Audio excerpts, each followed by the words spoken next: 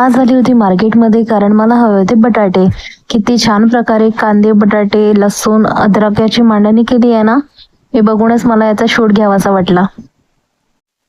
बटाटे निवडत तर आहे, पण कोणता घ्यायचा हा प्रश्न पडतो. कारण छोटे असले तर छेदायला त्रास येतो आणि मोठे असले तर आतमधून ते ब्लॅक कलरचे झालेले असतात. त्याच्यामुळे कोणत्या टाईपचे बटाटे घ्यायचे हे मी मीडियम साईजचे घेतले.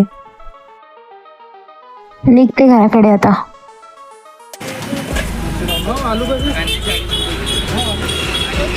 आलू उकडून घेतलाय तिथं. बटाटा आपला सावधाने भिजत घातले होते सकाळीच, सायंकाळी बनवायला घेते.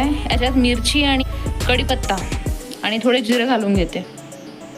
याची पेस्ट बनवून मग सगळं एकत्र मिक्स करणार आहे.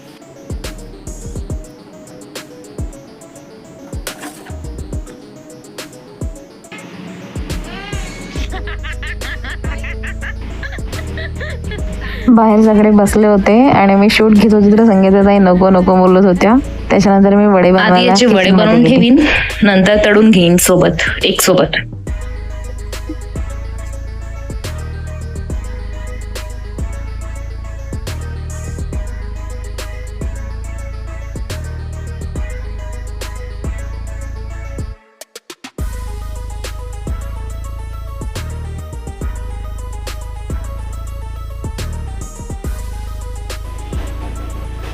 तयार झालेत माझे वडे, तळून घेते.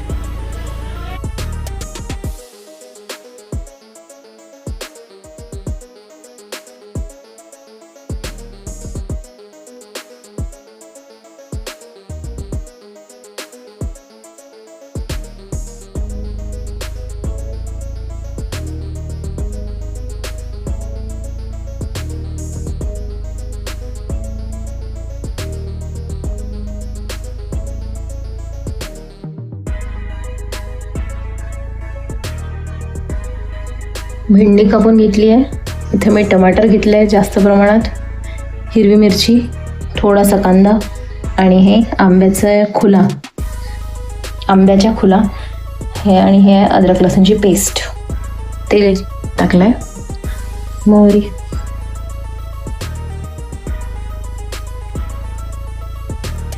जिरं, कांदा,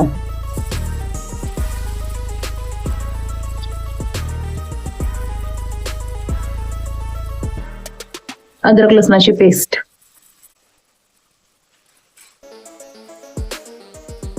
हिरवी मिरची छान फ्राय करून घ्यायची, हळद, नंतर भेंडी घालून घ्यायची,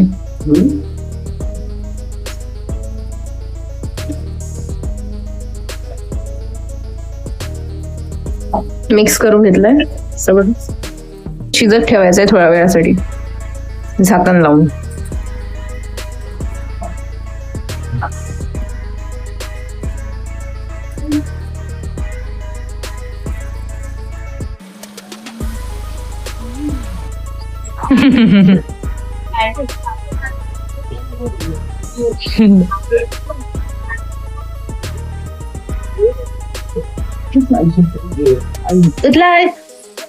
उचला बाबू.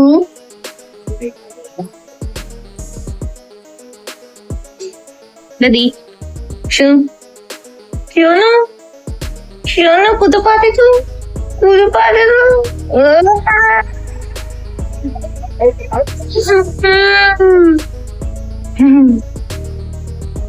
कुठं पाहते तू?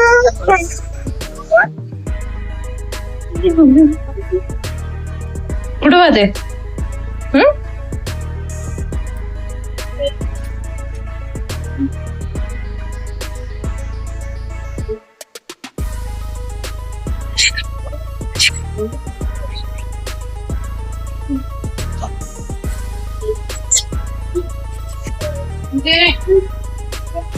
आता याच्यात टमाटर घालून घेते. कधी बघ तिची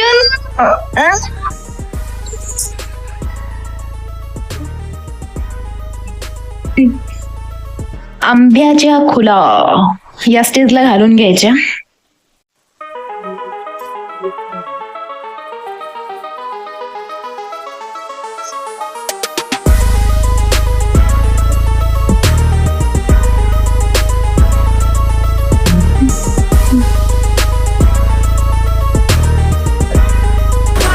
जेवढी क्वांटिटी तुम्हाला करायची तेवढं पाणी घालून घ्या.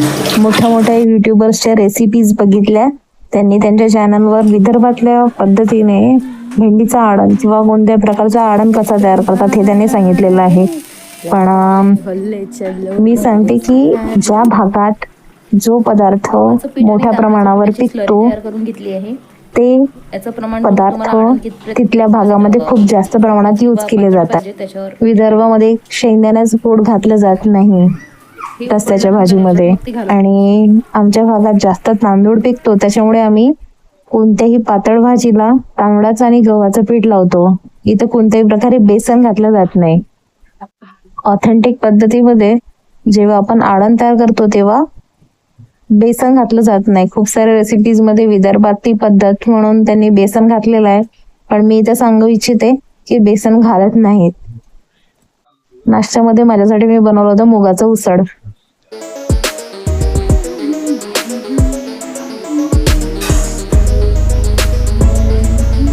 उकड्याचं पीठ भिजत घातलेलं आहे, तर आज ढोकळा करायला घेते संडे स्पेशल. त्यासाठी मी कढीपत्त्याची पानं, कोथिंबीर आणि मिरची घेतली. याला मिक्सरमध्ये बारीक करून आणि लसूणही घालायचं आहे म्हणजे चटणीची गरज पडत नाही. बारीक केलेलं ते जे पेस्ट आहे त्याच्यात बॅटरमध्ये घालते.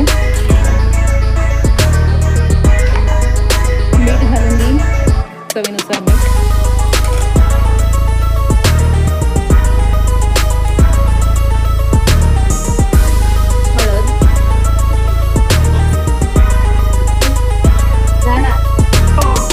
पाणी उकडायला ठेवून देऊ.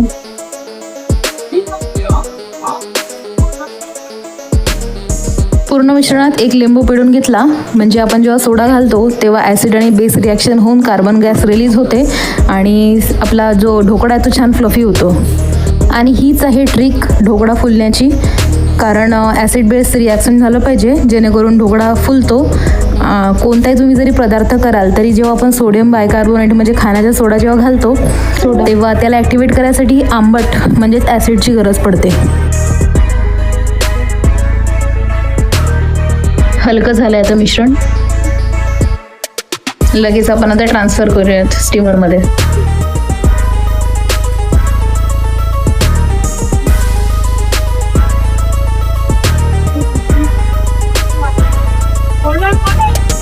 तुरी क्लीन निघाली म्हणून शिजला असेल हा, काढून घेतला. थोडा थंड झाल्यावर याच्यावर फोडणी घालणार. खूप छान फ्लफी झाला होता ढोकळा या सगळे खायला. आजचा हा ब्लॉग इथं समाप्त करते. भेटूयात नवीन ब्लॉगमध्ये. तोपर्यंत बाय बाय.